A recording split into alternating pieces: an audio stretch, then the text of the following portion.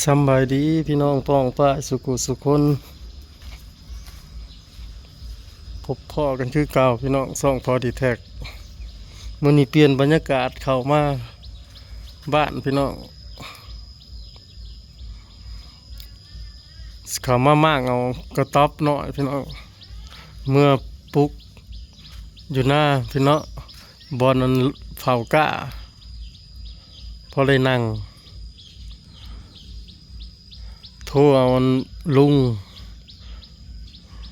งวันพี่น้องกับพ่อน้องไก่ทองมาม่างซอยเสียเมื่อพุ่นแล้วเมื่อเบิ่งพี่น้องว่ามันสิได้ปลุกในไสเนาะได้เฮานี่ก็ยังอยู่เด้อพี่น้องต้นโพเงินนี่มันงามพี่น้องคนบ่อยู่ก็เสาเนาะเฮือนก็ได้ต้นอันนี้ก็งามพี่น้องต้นตัวนี้เขาตัดถิ่มแล้วยังปงอยู่ปงขึ้นเอาลังออกแล้วบ้านยังแต่โค้งมันโค้งก็เลิกเติบไปขุดลงไปนะพอไก่ท้องไปขึ้นเทิง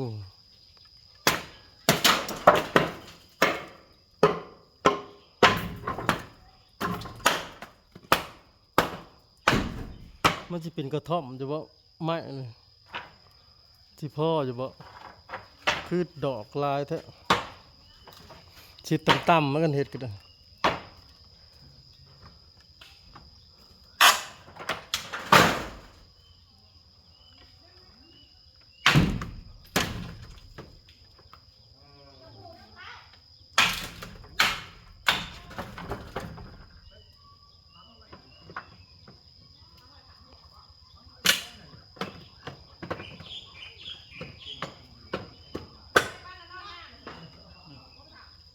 ข้าวคั่ว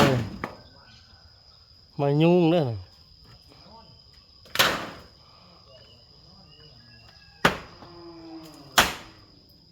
เอารถไถป้ามาแก่เที่ยวเดียวเบิดเนาะเอาเบิดเที่ยวเดียวเลย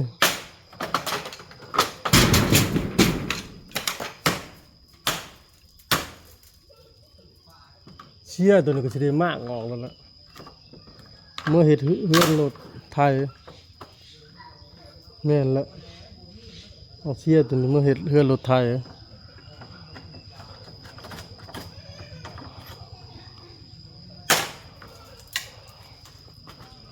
เสาวันนี้ถือว่าโอเคเสาไม่เสือกพวกโบกินไม่เสือก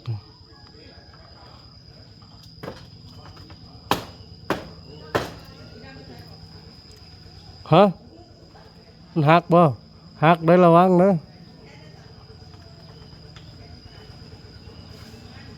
เอาที่ยั่วแล้วออกอันโอ้ไก่มาตอกอยู่ลุ่มก็ได้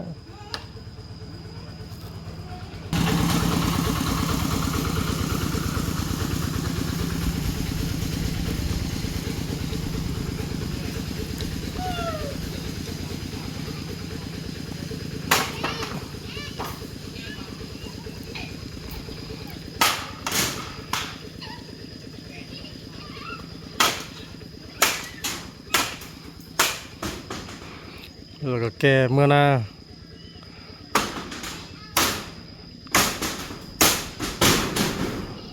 มันลูกเล็กอยู่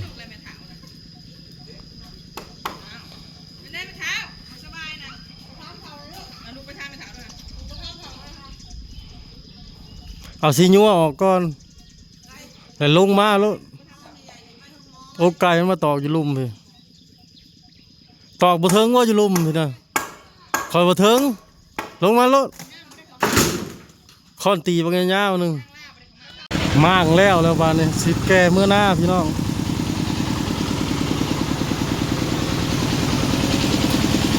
แปลนออกไปอีกแล้วพี่น้องยังแต่ใดเนาะใดก็เสียเมื่ออยู่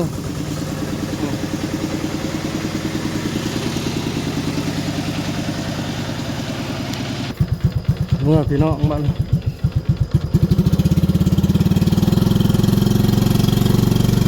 ทางเมื่อกับเพื่อนเนาะเพราะว่าฝนตกดีปีนต่างกว่าปีแล้วนี่พี่น้อง พอตกกาแล้วก็พ้นมาเรื่อยๆ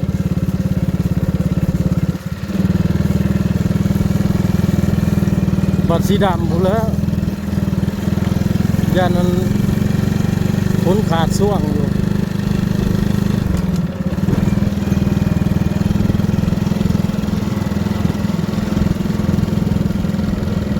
ใส่รถไถใส่เกียร์เดียวเลยเด้อพี่น้องโอ้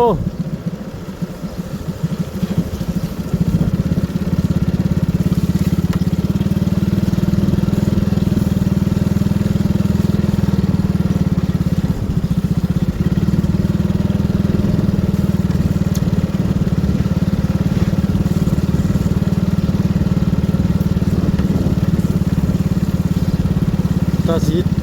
ลมเป็นตาสีลงแท้ไม่บ่ได้หัดไว้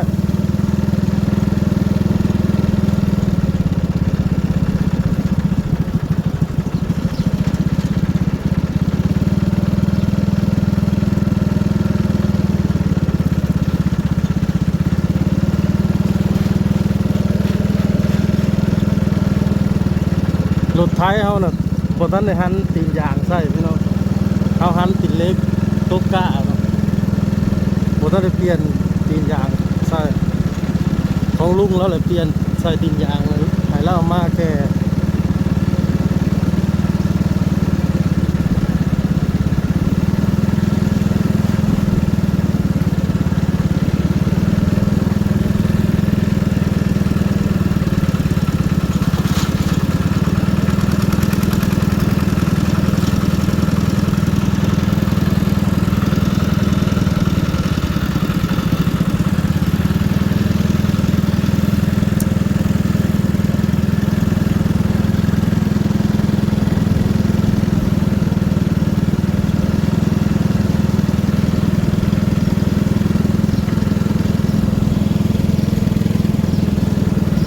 บรรยากาศ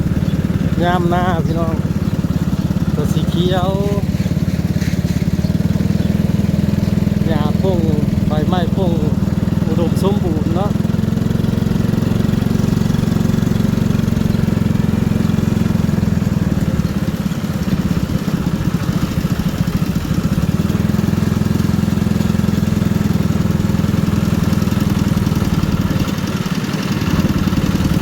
มันบ่ไหลบ่มันบ่ไหลบ่น่ะระวังเด้อ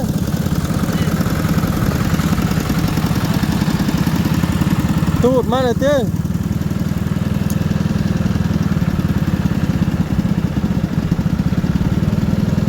หยุดหยุดหยุดหยุดก่อนมันไหลมาพี่เลย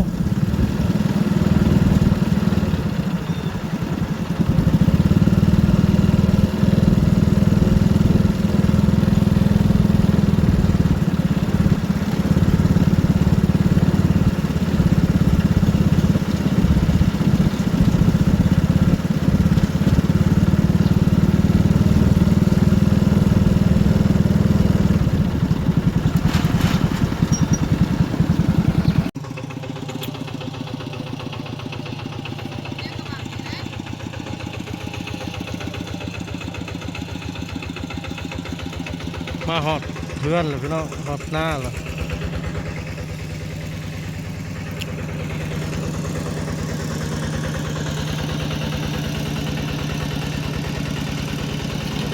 เอามานี่แล้ว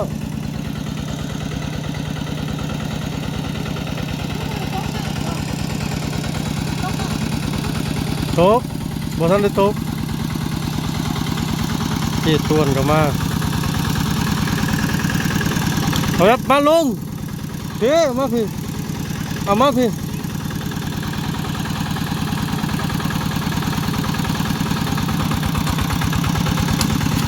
คอยนะได้มันสิทับเจ้าของแล้วหยุดหยุด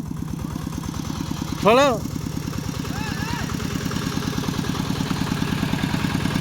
หมดรถมาหอดเลย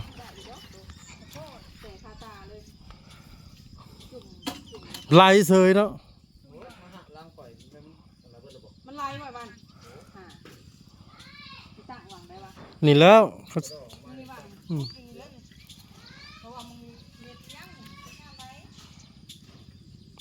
แล้วนี่หมอกนี่แหละไก่ตัวบ่ให้มันวิทย์อันนี้ได้บัดเฮ็ดขี้ไผ่หรือบ่จักอันนั้นอันนี้ นี่แหละว่างนี่แหละนี่ บ่จักไม้จักตอกแล้วเฮ็ดขี้ไผ่นี่ แล้วนี่ละนี่ละสุดปุ๊บนี่ละนี่ถึงหน้าให้ลูกกินบ้านโอ้ยมันห้องอยู่นี่บ่